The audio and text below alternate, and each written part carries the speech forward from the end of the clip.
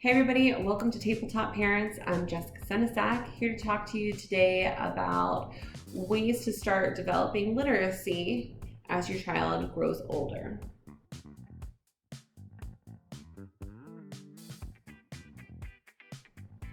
So you've seen all my videos on early childhood education, but what comes next as far as literacy goes? Since I am your literacy person, I'm here to help you out. Now, there's all kinds of different things that you can be doing at home to continue to develop literacy. So what is literacy is the first thing that we need to discuss. What's literacy?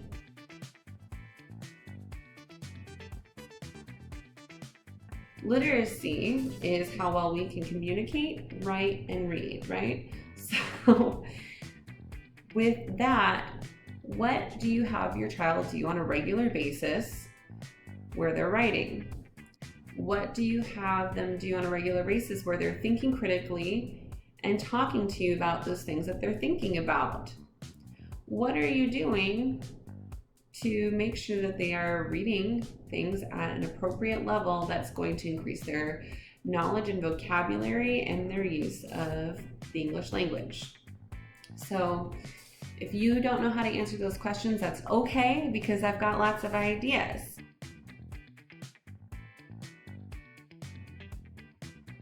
Number one, you can try out our awesome journal.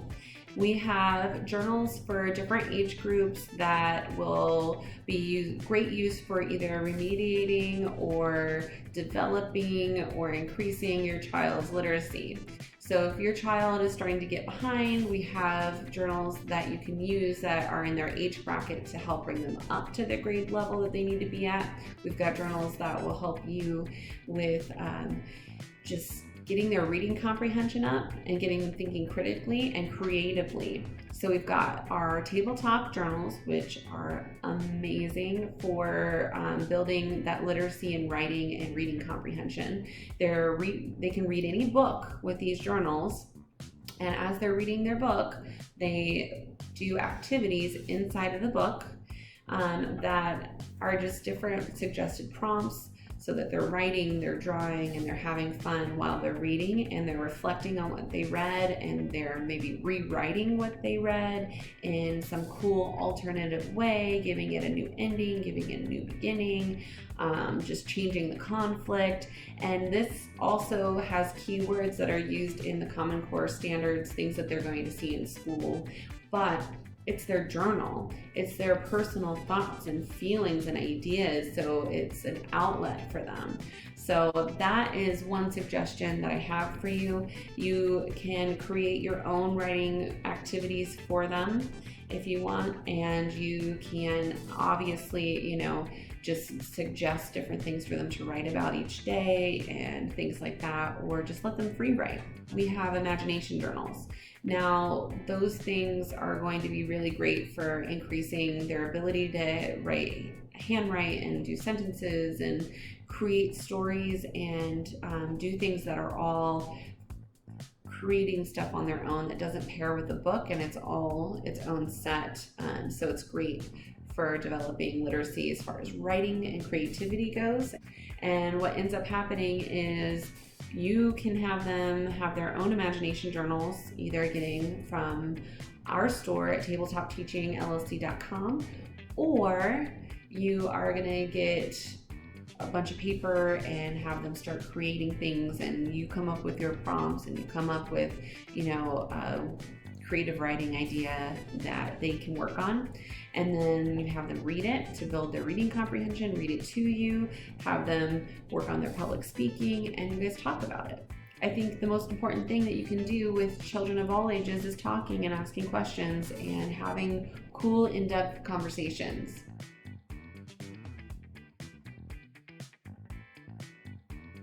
As far as reading goes, take them to the library, take them to Barnes & Noble, or let them search on your phone, and stop giving them read-alouds. Stop giving them videos that read for them, and start asking them to read something they're interested in. If they don't like a book, they're not going to read it. You can't make them sit down and read it. So what you got to do is let them choose something from Barnes & Noble or the library that they've already started reading while they're there. And once they are hooked and they really like it and they beg you to buy it for them, buy it, bring it home, and let them have at it. Don't make it something that they loathe and that they hate and they don't want to do over and over again. When they are done with their reading time, and they might just lock themselves in their room for a weekend, you'll find, and their whole book's read. Ask them about it, have them talk to you about it, and really discuss those things.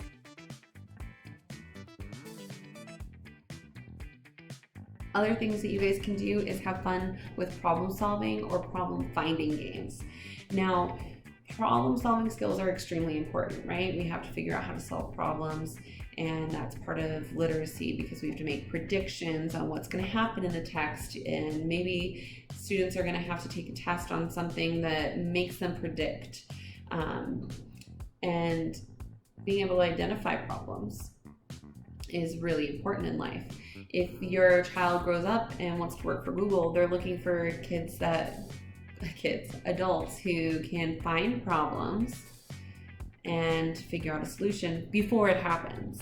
So making those key predictions is part of literacy and part of their critical thinking skills. So developing them young and playing different games where they have to find problems before they happen is a really great idea. You're going to have to come up with those games or find, just like the detective games, puzzle boxes, escape rooms, and things like that, where you can work together as a team and have fun, because at home, unless you're the homeschool teacher, you want to have the fun environment and show kids why learning is fun. That's your job right now.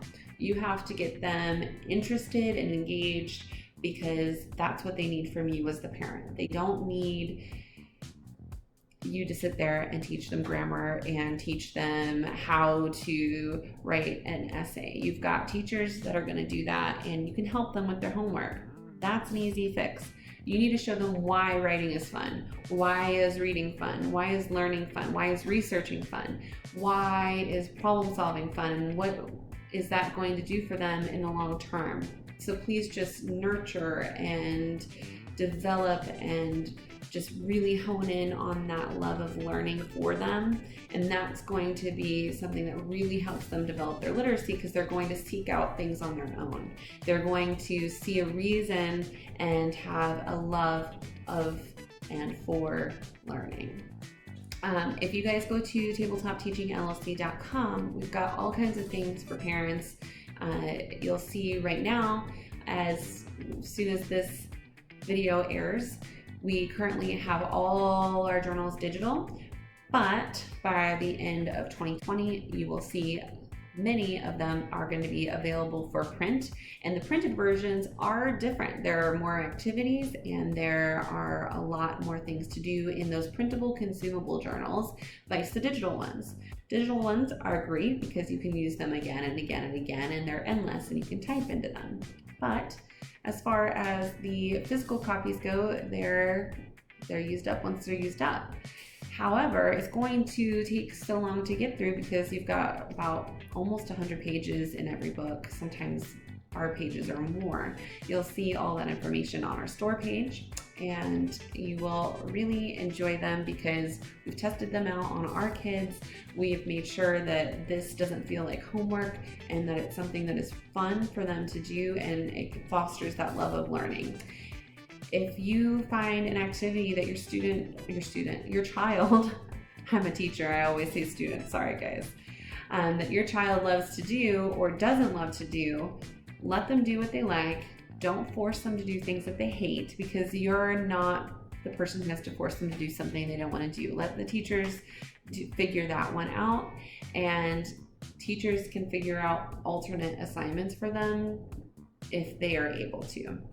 If your child doesn't love something, don't force them, because all you're going to do is make them hate that activity, which they'll associate with either hating writing or hating reading, and they're going to think that that's just something I'm bad at. It has nothing to do with whether or not they're good or bad at something. It's just that they didn't like it, they stopped liking it, so they stopped doing it, and now they're a little behind because they don't want to pay attention in class, or they don't want to pay attention to you, or whatever it is. So make sure that love is in the forefront of what you're trying to accomplish, and that you're not doing anything that's going to cause them to hate certain subjects later on, because that can apply to math and science and history and all of the things, and they'll associate it with a negative memory, and they might forget that memory, but they'll remember the emotion. And when they feel the emotion towards that subject, that's how they're going to do in that class, and that's how they're going to pay attention or not pay attention and do well or not well. So it's up to you, parents. Please help your kiddos out. If you guys want more ideas, check out tabletopteachingllc.com. Click on parents. You can also go to parents.tabletopteachingllc.com. Check out our blog. We've got all kinds of things on literacy in our articles. Look at our YouTube channel for more videos on developing language development and literacy and all those wonderful things. We've got lots of content continuing to come out for you. Remember to please like, share, comment, and subscribe to our channel. We need you to subscribe so that we can keep making videos, getting them out to you, and you guys can keep watching us. It's fantastic. It's a whole thing. It's a cycle. Now, thank you again for staying tuned, for watching our video, and we will see you next time.